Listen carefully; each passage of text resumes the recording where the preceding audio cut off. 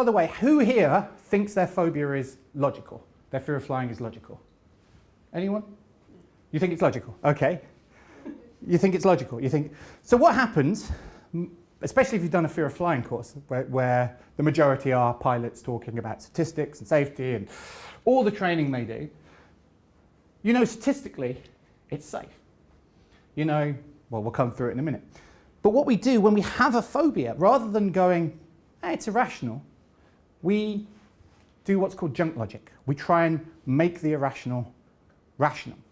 So what we're going to go through is just a few facts and figures. It's not the main area of the day. I say it's mainly about change work, but we're just going to go through this. So flying. Who thinks flying is dangerous?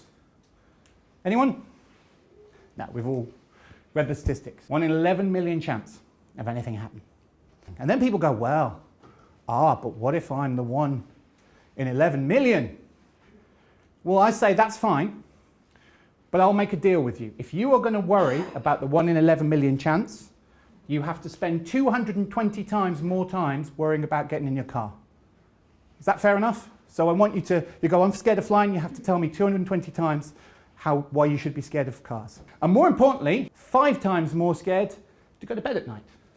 Because more people die falling out of bed. Then people go, oh, well, but you see, the thing is, you can walk away from a car crash. That's different.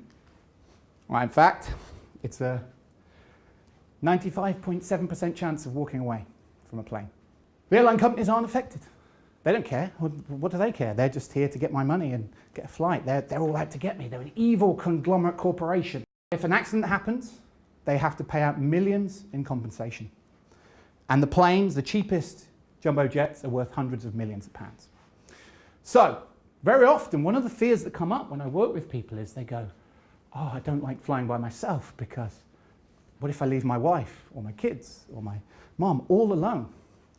They will be all alone with about 5 million in compensation. Now, I'm sure you're a brilliant mother, but 5 million can get you a lot, you know. So the engine fails, it'll just fall from the sky. In fact, it's a big glider. Planes can be flown without an engine, they can be landed without an engine. Turbulence is dangerous.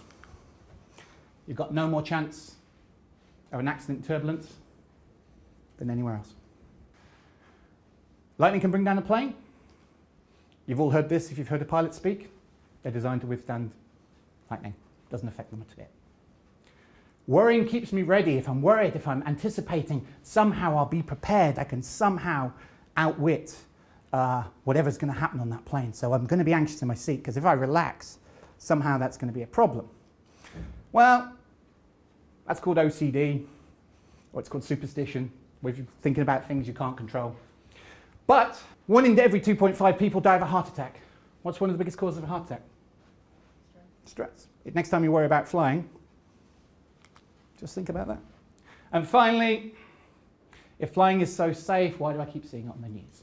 You see it on the news because it's so rare, because it's a big event if anything happens. So there are hundreds of thousands of flights going on at any one time. That is from what's called flightradar.com. This is a small snapshot I took, and this is just around UK and Europe, of how many planes are in the air at any one time. That was one snapshot. So,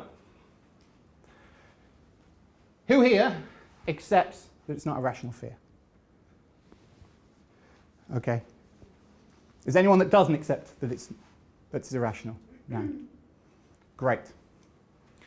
Who here is still afraid of flying? Anyone doesn't put their hand up? Thank you very much for coming. It's been a great pleasure. I will see you another time. No. So if you have a belief that it's unsafe, and I hit you with facts and figures, that may be enough to change your belief. But phobias are not logical. They're not rational. The part of your mind that deals with fear is not the same part that deals with logic. And so very often the most logical, rational people are the people that come to me that beat themselves up the most. Because they're going, I know it doesn't make any sense, I know it doesn't, but it's in the title. It's an irrational phobia. So why would it be rationalized with logic?